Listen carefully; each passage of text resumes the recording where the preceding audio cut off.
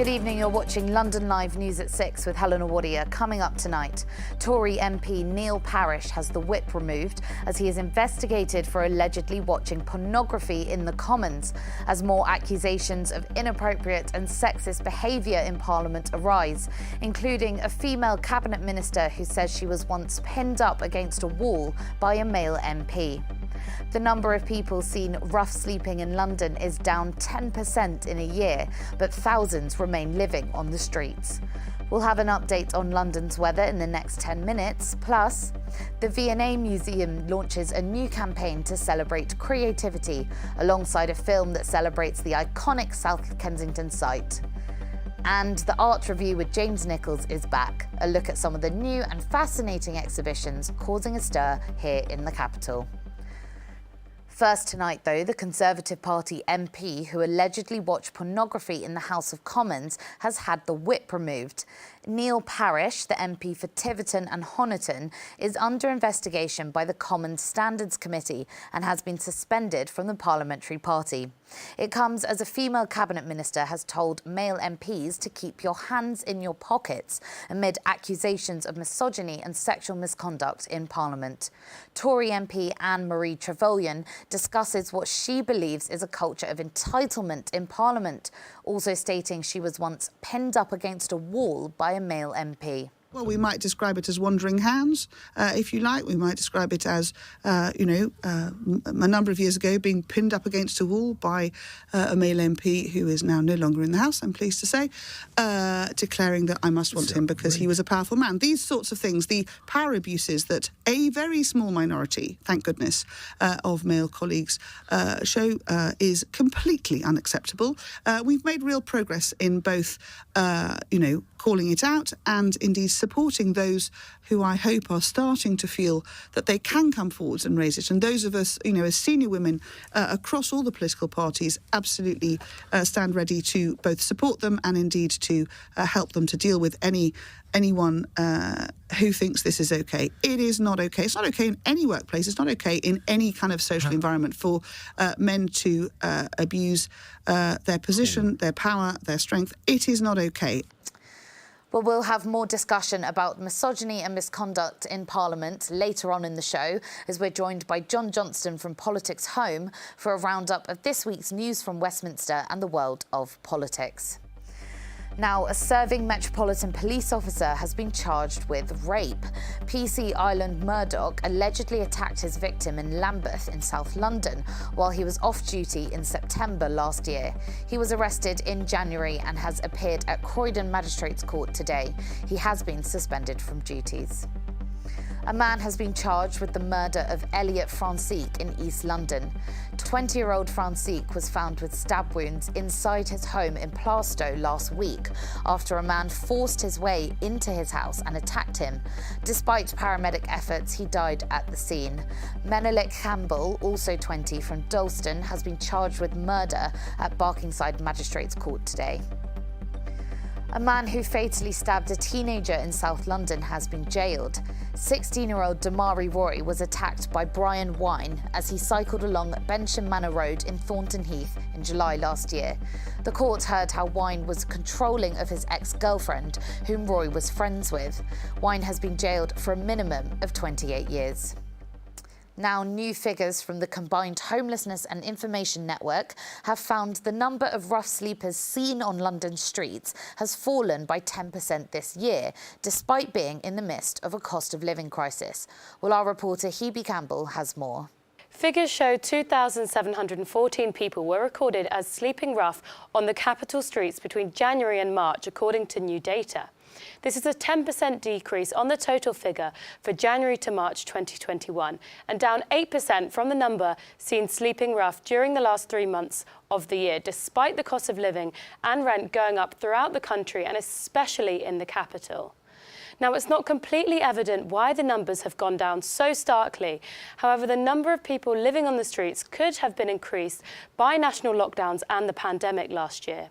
The chief exec of the homeless charity Crisis, Matt Downey, said despite this being great news, it's not the time to take their foot off the pedal.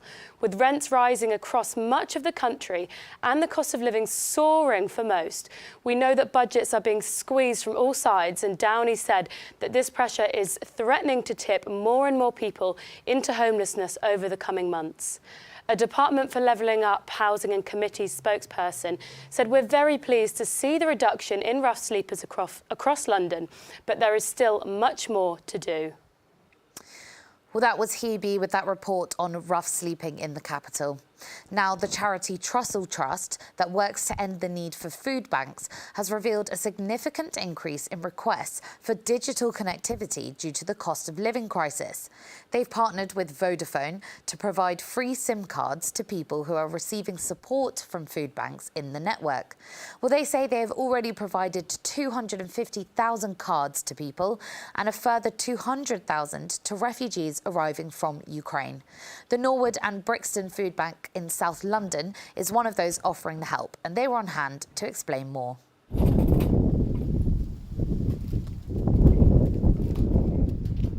We know that people come to food banks because they don't have enough money to be able to afford the essentials.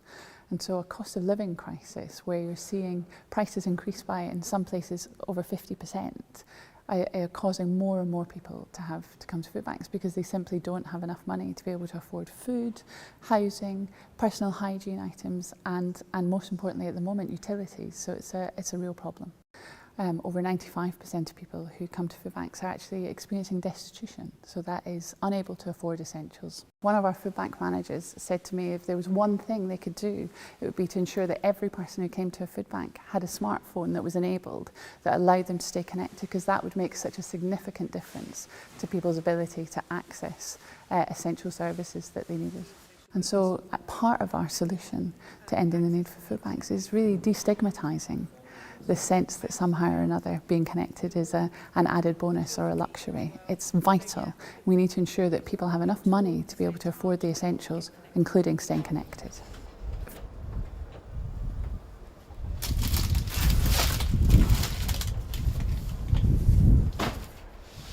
We've been really excited to have the Vodafone SIM cards. It's meant a huge deal to the clients that we see. People who have been sanctioned from the benefits system because they didn't have any connectivity, they didn't have any phone, they missed appointments. It has a big impact. That's a 6-week sanction because you haven't had connectivity. To be able to give somebody a free SIM card has meant a world of difference to them. To be able to keep in contact with their families, to be able to get emails, be able to apply for jobs, everything is done online now.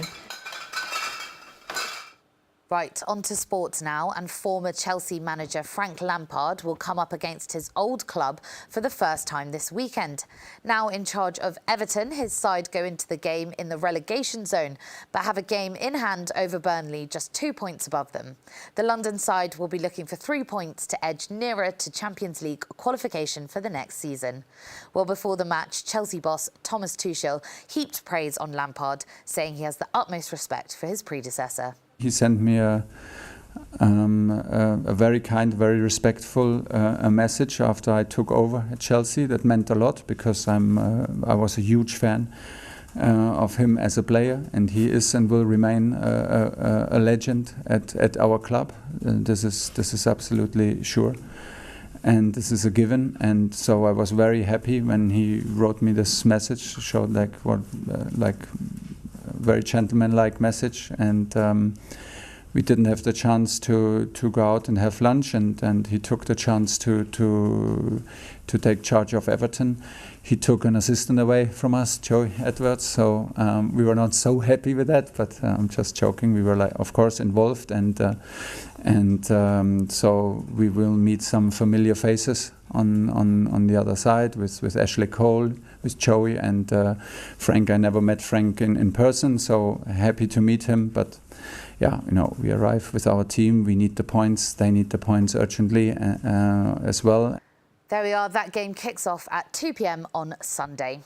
Time now for a look at London's weather forecast. It's turning chilly overnight as cloud clears with a patchy frost by dawn.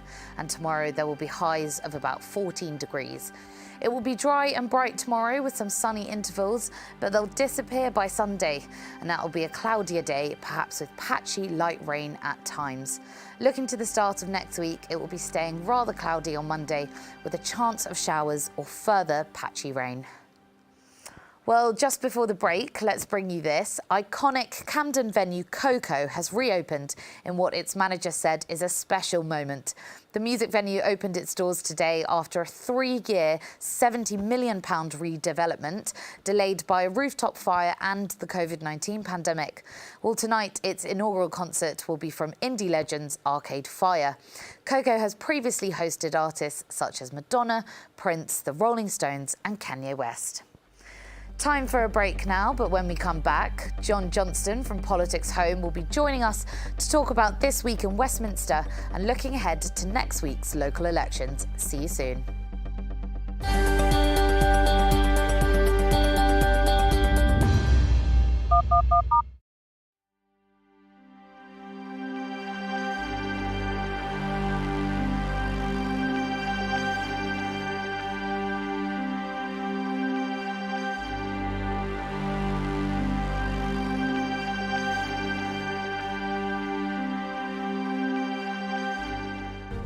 From breaking news to headline events, the latest trends and places to be. You can now keep up to date on daily life in London across London Live's social platforms. Start the day with an update on the travel and weather, and know what's on around the city and what's being seen by others.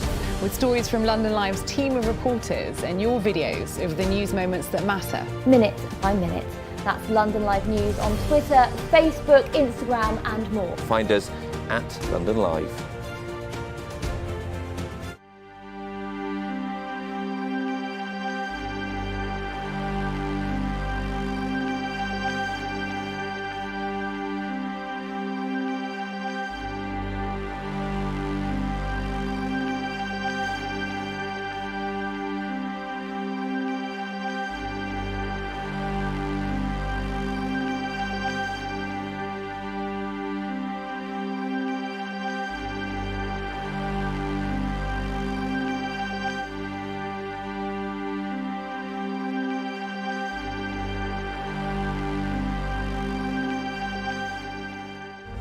From breaking news to headline events, the latest trends and places to be. You can now keep up to date on daily life in London across London Live's social platforms. Start the day with an update on the travel and weather, and know what's on around the city and what's being seen by others. With stories from London Live's team of reporters and your videos of the news moments that matter. Minute by minute. That's London Live News on Twitter, Facebook, Instagram and more. Find us at London Live.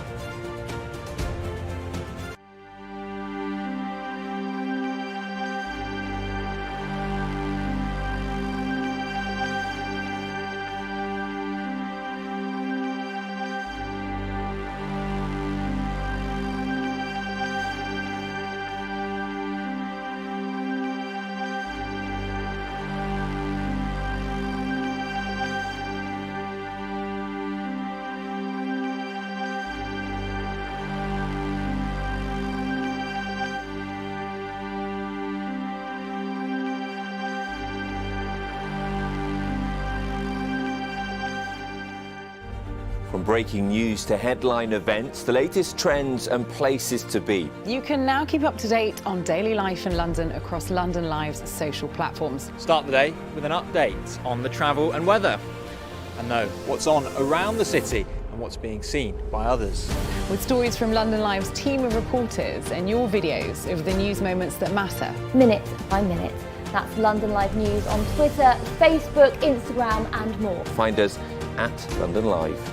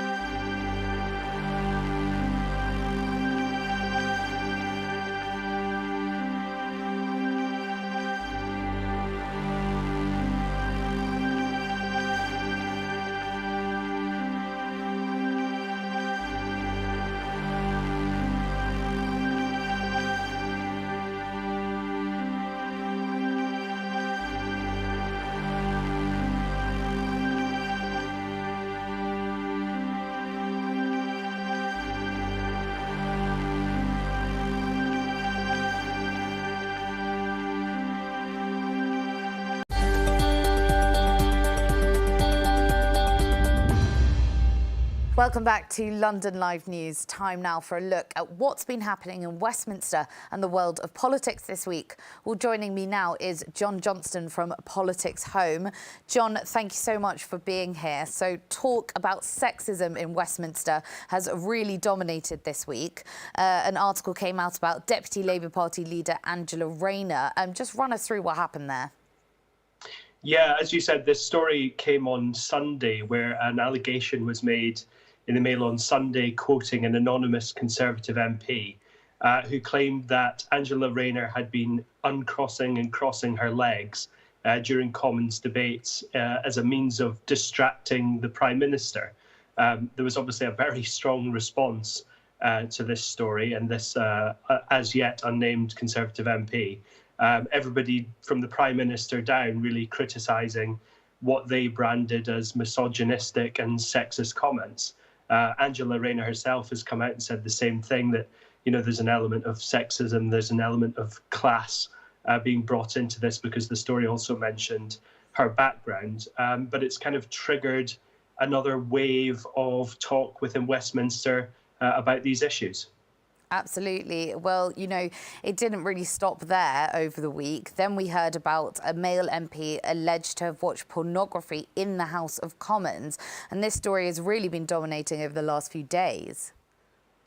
Yeah, quite an extraordinary allegation that supposedly came from a meeting of Conservative female MPs who gathered earlier this week. We believe Theresa May was in attendance, where they kind of brought up some of the examples of behaviour that had been happening in the Commons and around Parliament, making this clear to the Chief Whip, who's in charge of kind of party discipline, that they were unhappy and wanted action to be taken. We don't know who this MP is at the moment, but a number of ministers coming out saying that clearly this would be a sacking offence. But I think it builds into, as you say, a kind of narrative in, you know, as alongside the Angela Rayner story, that there's still a lot of really inappropriate behaviour taking place within Westminster.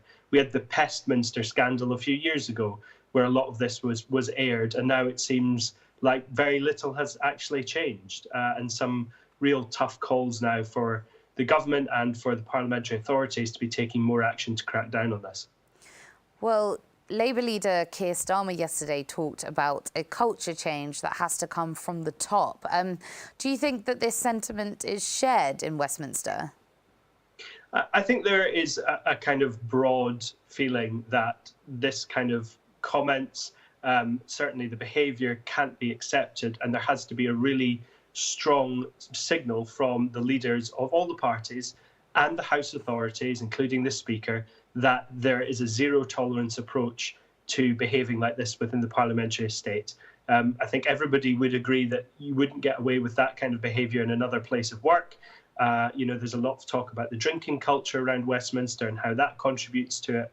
But, you know, that, I think in some ways, some people see that as them trying to distract from the fact that this is just bad behaviour. It doesn't matter whether there's pubs in the estate or not. This shouldn't be happening.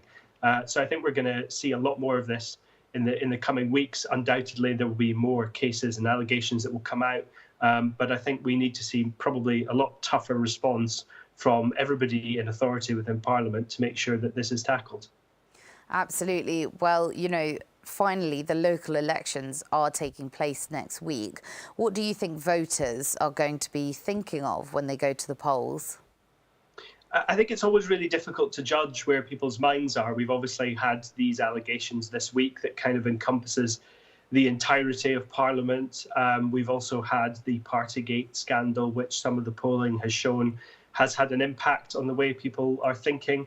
But it's very difficult to know exactly what's happening in a specific local area. I think cost of living is going to be a big thing for people, because that is part of the kind of local election brief. It's looking at council tax, it's looking at public services and how they're delivered and the cost of that.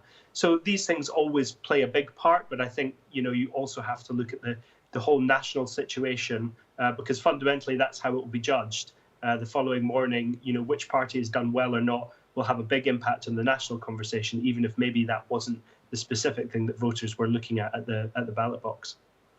Absolutely. Well, John Johnston, thank you so much for joining us here on London Live News. That was John Johnston with a roundup of everything that's been going on in the week in Westminster. Now, the V&A Museum has today revealed that 82% of Brits consider themselves to be creative. In research conducted to mark the launch of the museum's new campaign, Creativity, It's What Makes Us, the Kensington staple also found that people feel more creative now than before the COVID-19 pandemic began. Well, I spoke to Philippa Simpson from the museum about the research, the future of the V&A and the release of a new film that celebrates the iconic South Kensington site. Well, we've been working hard with this incredible constellation of creatives and designers to create a new campaign that really celebrates creativity in all its forms, which is what really sits at the heart of the V&A. So working with incredible directors, Georgia Hudson, with amazing choreographers and musicians. So it's looking across the whole gamut of sort of art, design, performance.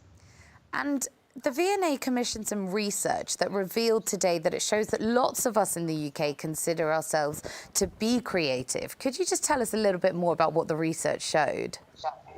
Yeah, that's absolutely right. It was really research conducted to understand a bit more about people's attitudes towards creativity, particularly during and after the pandemic. So what we found is that a really high proportion of people believe themselves not only to be creative, but a large proportion found themselves to be more creative or thought themselves to be more creative after the pandemic. And I think what we understand from that is actually when people were unable to engage with other people's creativity, unable to go to museums and to galleries, they really sort of looked to themselves and began thinking about actually, you know, what they could do to enhance their lives during that difficult time. So it definitely seems that, you know, the pandemic was a huge shift for everyone, but it definitely seems that a lot of people actually did take some positives from it.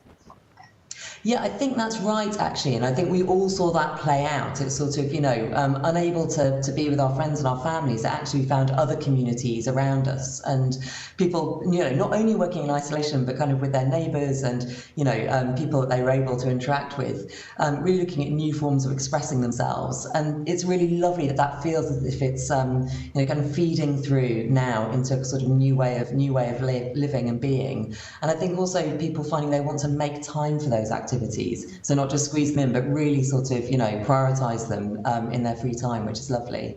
Absolutely. And do you think that, you know, here in the UK, maybe we're a bit narrow-minded about what creativity means? That creativity is only, you know, painting, for example?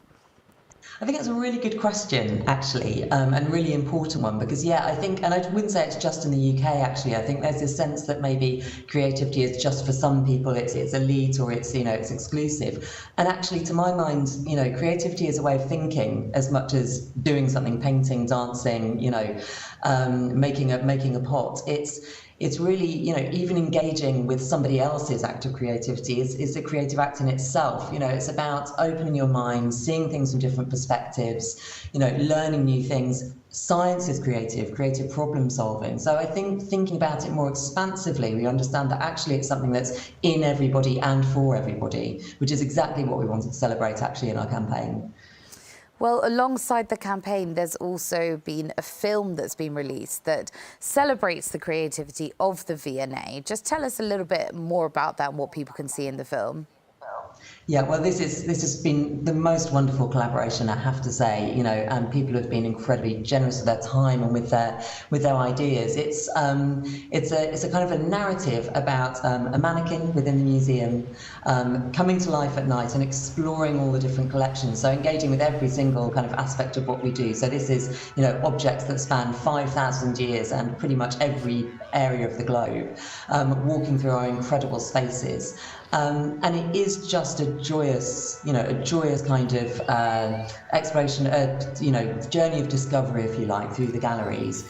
And what was really great is not only working with the external collaborators, but it really brought every area of the museum together. So we had sort of conservators, curators working on it, but also, you know, the cleaners, our security staff, our maintenance staff, kind of making the building look its absolute best. And it's been just a wonderful way of, you know, really sort of marking the moment of reopening our doors fully for the public 7 days a week. Absolutely. Well, you know, we all know the V&A as a West London staple, but, you know, looking to the future, are there going to be more sites opening? What's happening in the future? There are. It's a really bright future for us, actually, and it's great timing. We are going to be opening our new site in Bethnal Green, the Young V&A, which is a museum of art, design and performance for 0 to 14-year-olds and their families, carers and educators. So that opens next summer. And then across the following 2 years, 2 new sites in Stratford, one of which, V&A Storehouse, will house our incredible collection of nearly 2.5 million objects. And it will be an open store. People can come, visit, see anything, kind of ask for objects to be brought to them to view. And also V&A East Museum on the Olympic site in the Queen Elizabeth Olympic Park. So a new museum looking at why we make and what's so important about creativity for our communities. Well, that was Philippa Simpson from the V&A, and you can watch their film Creativity, It's What Makes Us on the V&A's YouTube channel. You're watching London Live News with Helena Warrior. A reminder of our top story coming up after the break. Plus, a new original musical theatre show aims to challenge stereotypes of the LGBT community. We'll be hearing from the star of Love Is Only Love.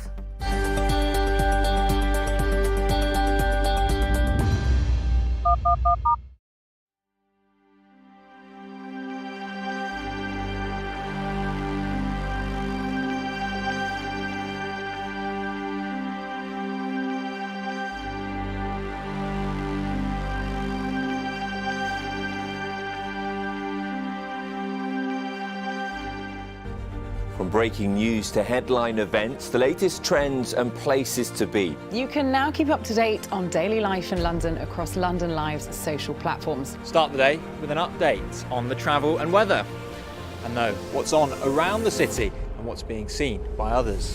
With stories from London Live's team of reporters and your videos of the news moments that matter. Minute by minute. That's London Live News on Twitter, Facebook, Instagram and more. Find us at London Live.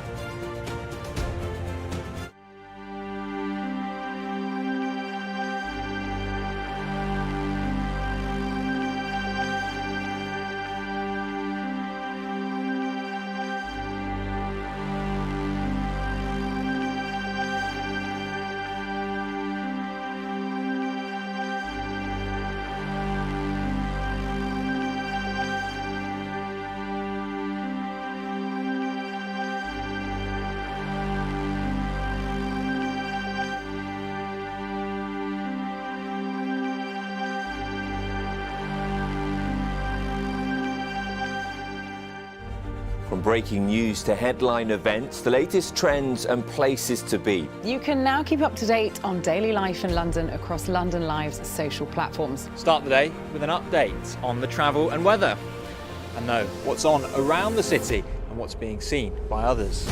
With stories from London Live's team of reporters and your videos of the news moments that matter. Minute by minute.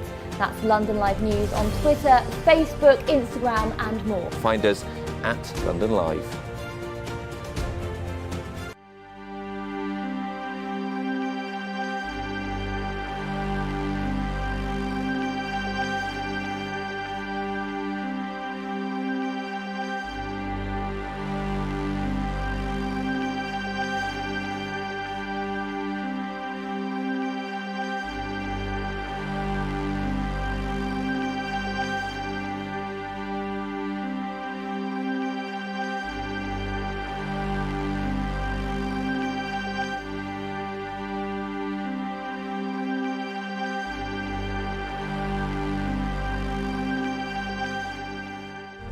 From breaking news to headline events, the latest trends and places to be. You can now keep up to date on daily life in London across London Live's social platforms. Start the day with an update on the travel and weather, and know what's on around the city and what's being seen by others. With stories from London Live's team of reporters and your videos of the news moments that matter. Minute by minute.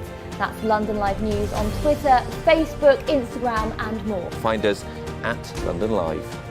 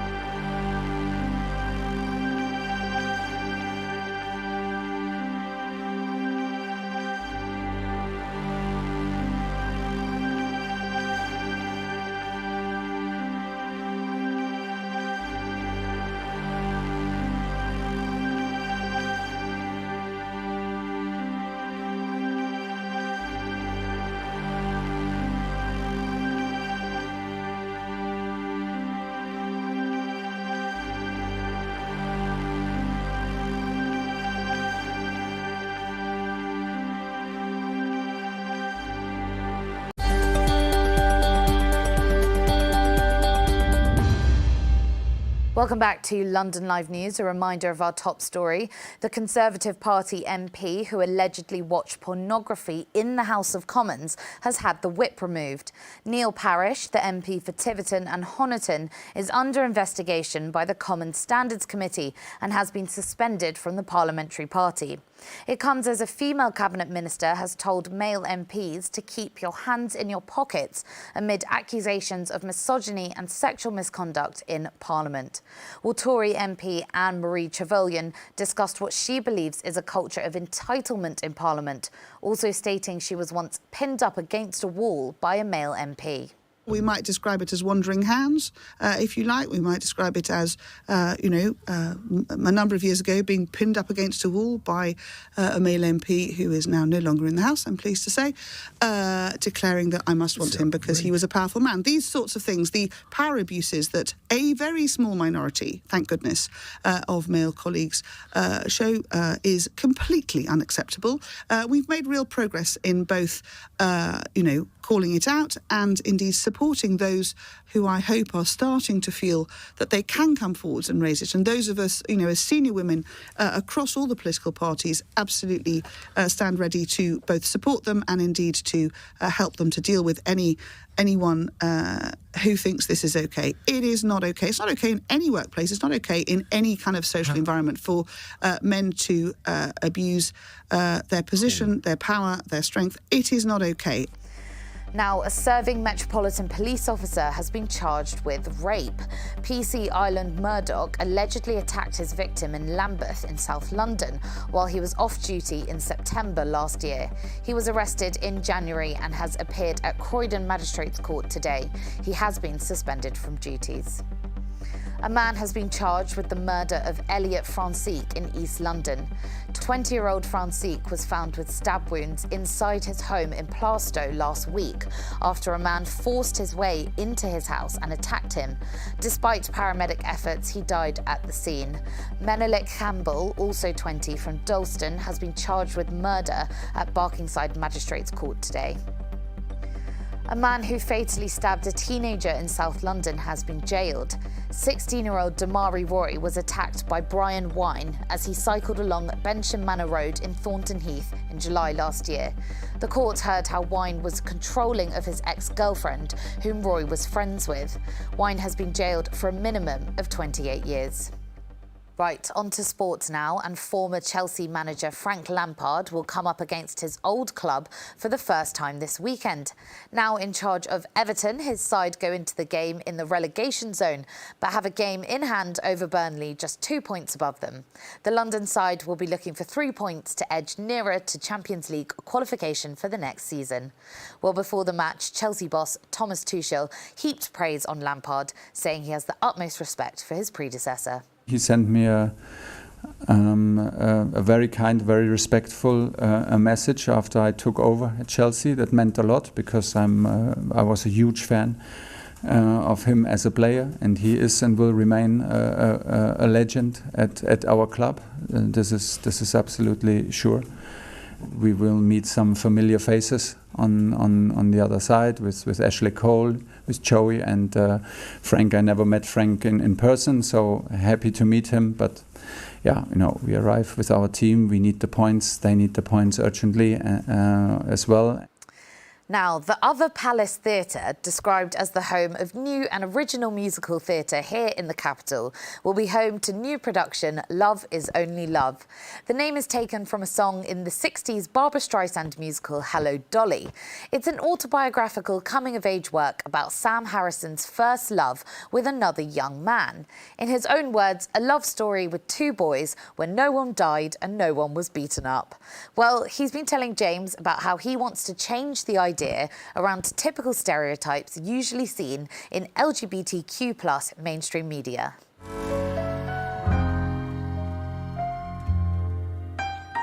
It's a story about a young boy who is falling in love with musicals and falling in love with other boys at the same time, and trying to reconcile what those two things might mean to him and how that might make sense to him when he's watching all these men and women dancing together and snogging each other on screen. How does that map onto how he's seeing his romantic life developing.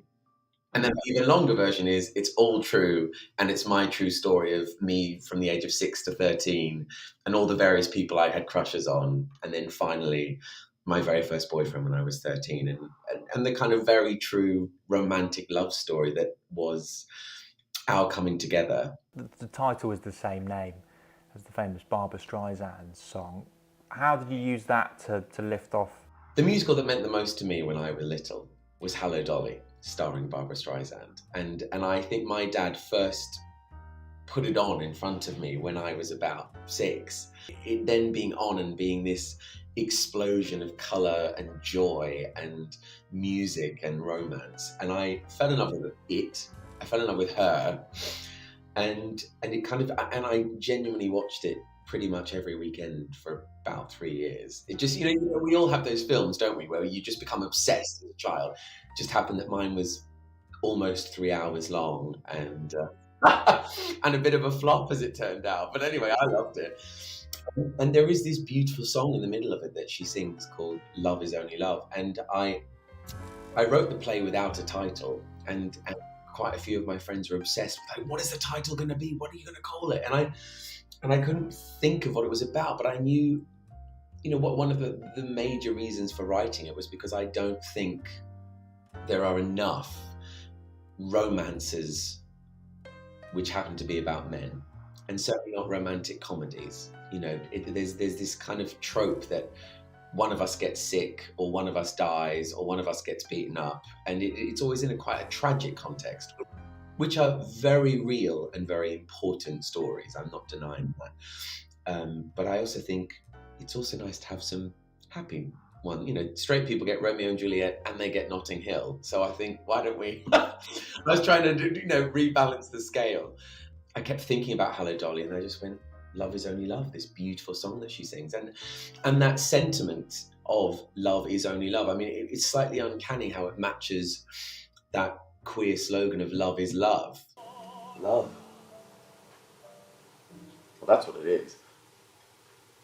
Love. Do you think things are changing in that respect in terms of theatre and films and television series? As you say, there doesn't have to be some sort of element of forbidden love. It's set in the 1900s, or it doesn't have to have some sort of tragedy, and it's just uplifting and nice, and it doesn't have to have all these classic things that separate LGBT plus dramas in the past from just a normal straight rom-com. Absolutely. The answer is yes. I was really, because I wrote it in 2018, and a lot has changed since then, and a lot has moved on since then, I'm really pleased to say. But there's also a long way to go, and I think there's also sometimes a feeling, I think, amongst, it's not amongst the community, but it's something, often when you're in a minority, you're encouraged to compete within your own minority, as in there can only be one version of this or one version of that. And I think that's really problematic and really not useful.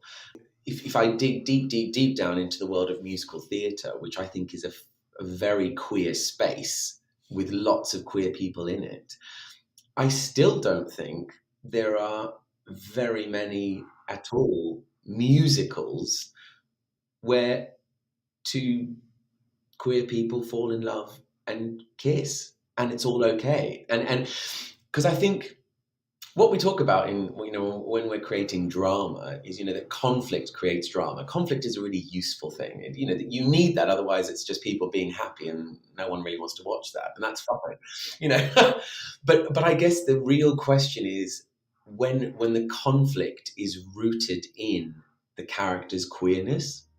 Prejudice is a part of our history, exclusion is a part of our history, and AIDS is a part of our history, and these are significant, major, important things. But also along the way we've survived is through love, through chosen family, through joy, through celebrating each other. And so I think these things can absolutely exist at the same time. And so that's when I went, I think there has to be a happy story in here somewhere. I read an article about Love is Only Love in the Gay Times. And it said a fantastic piece of LGBTQ plus theatre. And I thought, would you rather that article now then, based on what you're saying, said just a fantastic piece of theatre for anyone, Yes, from any community to come and enjoy and see that love story being portrayed and not have all those things we were talking about? one of the greatest compliments I've had from audiences was, I think it was a friend of my mum and dad's, a straight man in his 50s, I think. And he came along to watch the show, and afterwards he was like, "Oh my God," it just reminded me so much of me and my first girlfriend when we were like chasing around each other at school. I went, "This is great. This is great." There we are. Love is Only Love is on until the 15th of May at the Other Palace Theatre. Time for a final break now, but coming up, it's the art review with our resident critic, James Nichols, where he'll delve into the mind of Damien Hirst in his bizarre new exhibition at the Gergosian. Stay with us.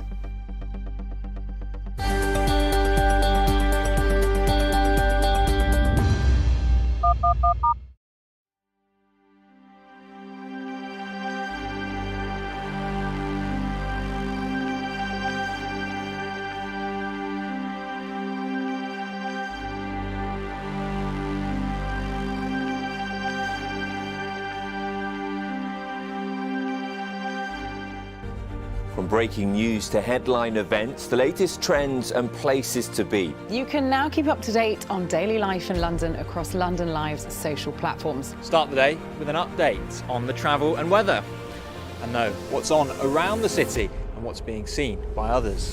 With stories from London Live's team of reporters and your videos of the news moments that matter. Minute by minute.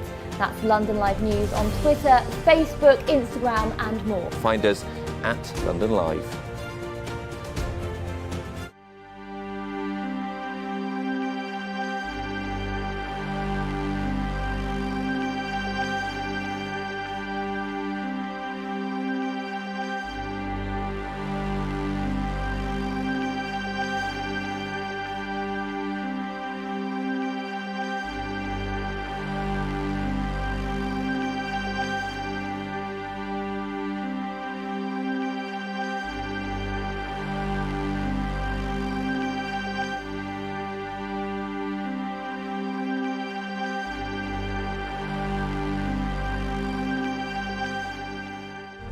From breaking news to headline events, the latest trends and places to be. You can now keep up to date on daily life in London across London Live's social platforms. Start the day with an update on the travel and weather, and know what's on around the city and what's being seen by others. With stories from London Live's team of reporters and your videos of the news moments that matter. Minute by minute. That's London Live News on Twitter, Facebook, Instagram and more. Find us at London Live.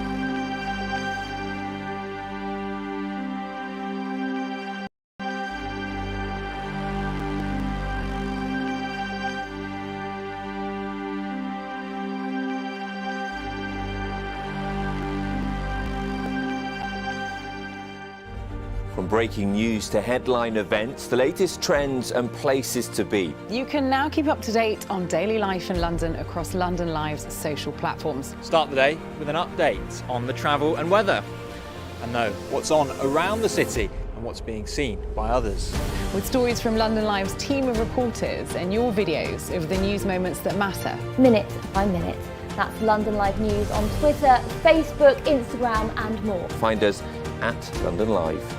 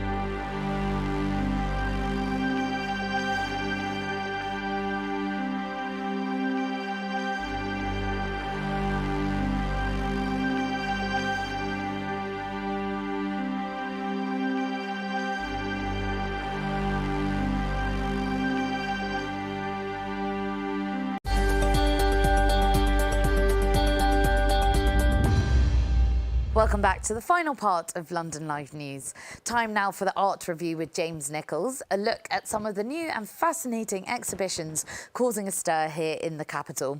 A warning first, there are images of animal dissection as we head to Damien Hirst's exhibition at the Gergosian.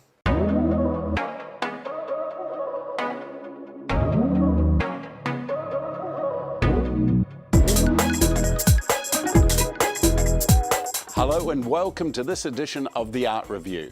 Here are my recommendations of exceptional art exhibitions to visit in London at this time. First, we have controversy, shock, horror, fascination, and something extraordinary. Damien Hirst, Natural History Exhibition at the Gergosian Gallery, Britannia Street.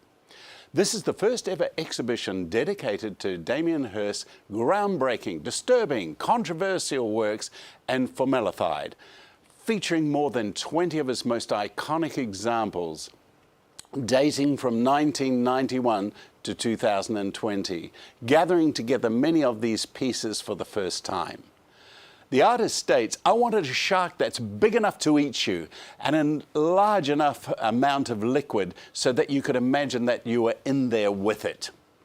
Ever since he exploded onto the public consciousness in 1991 with the physical impossibility of death in the mind of someone living, which was a 14-foot tiger shark preserved in a tank of formaldehyde, Hirst has used this occurring theme in many of his best-known works.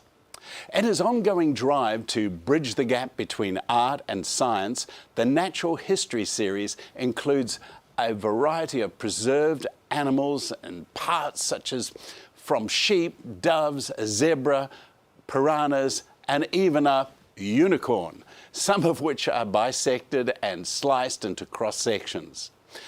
Hirst presents visceral and often disturbing objects in a knowing, cool, clinical style, identified with minimalism and a meditation on life, death, fact, and faith.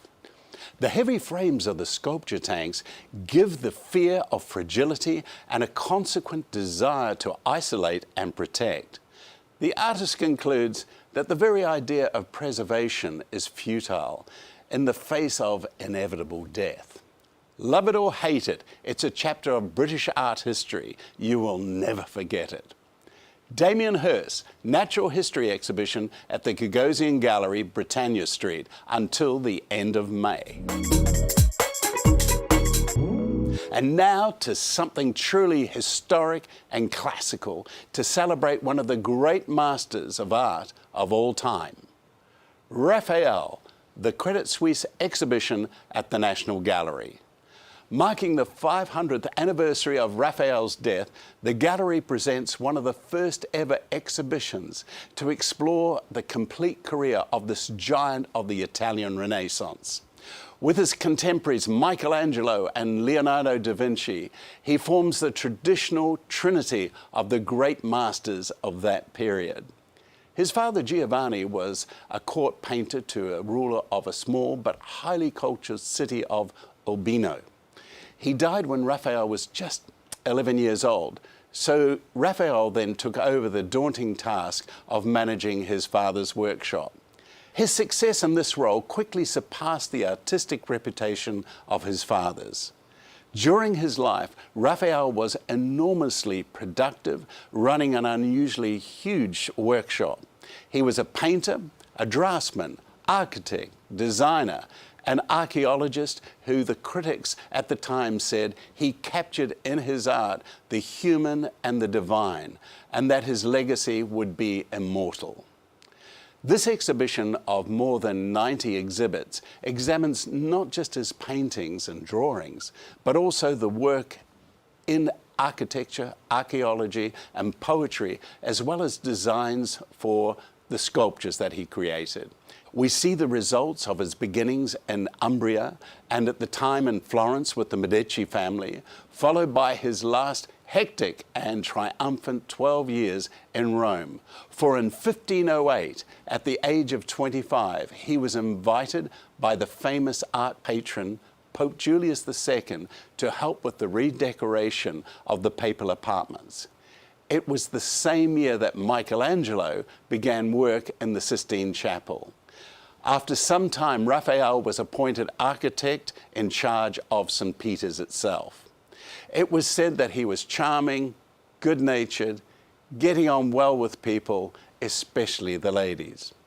In April 1520, on his 37th birthday, Raphael unexpectedly died. With Leonardo da Vinci and Michelangelo, the three of them shaped the world of art that is still having an impact today and will do so into the future. Raphael at the National Gallery, Trafalgar Square, until the 31st of July. Now we visit an exhibition having significant engagement with visitors. Lubina Hamid at the Tate Modern. Over 4 decades, Lubina Hamid's powerful and poetic work has made her an increasingly influential figure in contemporary art, from her pivotal role in the British Black Arts movement of the 1980s to winning the Turner Prize in 2017. Hamid was born in 1954 in Zanzibar, and she now lives and works in Preston in the UK. The artist takes inspiration from her interest in opera and training in theatre design, and has created the show to unfold across a sequence of scenes. She loves her storytelling, and importantly, she sees the audience as the most important element of the show, for they are making it and shaping it, which is the effect of like participating in live theatre. There's a fictional architecture competition in which a series of hand-painted ceramic models celebrate the contribution of the African heritage and invite viewers to reflect on the role of monuments in public space, which is an important issue for today. Hamid herself also poses the question, we live in clothes, we live in buildings, but do they fit us? You will see that Hamid had an early fascination with pattern influenced by her mother's career as a textile designer. There is a 25-metre long painting featuring 64 patterns from all over the world, each painted a different shade of blue on top of a variety of objects pinned to the gallery walls. Lubina Hamid is on at the Tate Modern until the 3rd of July. Now, for a mesmerising reality exhibition.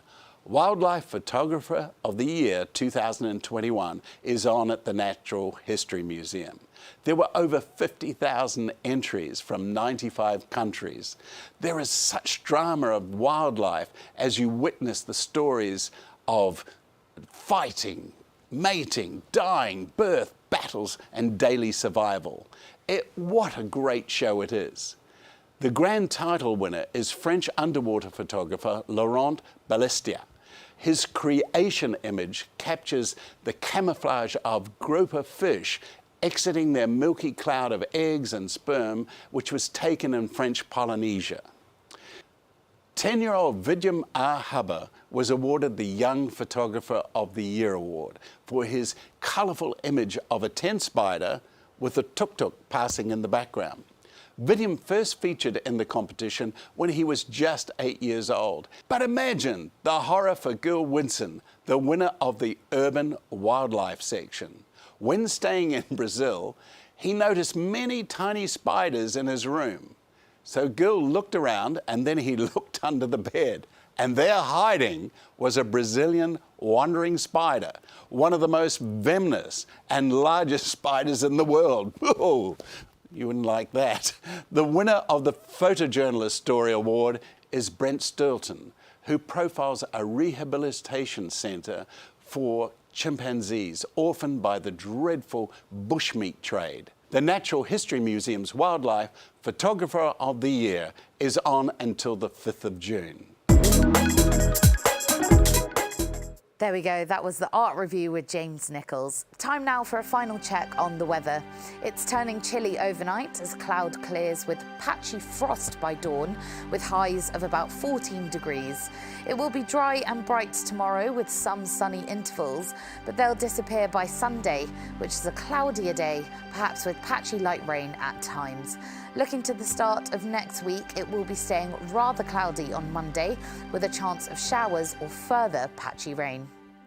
That's all we've got time for, but we'll be back tomorrow at 6 a.m. for London's Weekend, a roundup of what to do and see here in the capital. You can also follow us on social media at London Live. From all of us here, have a lovely evening.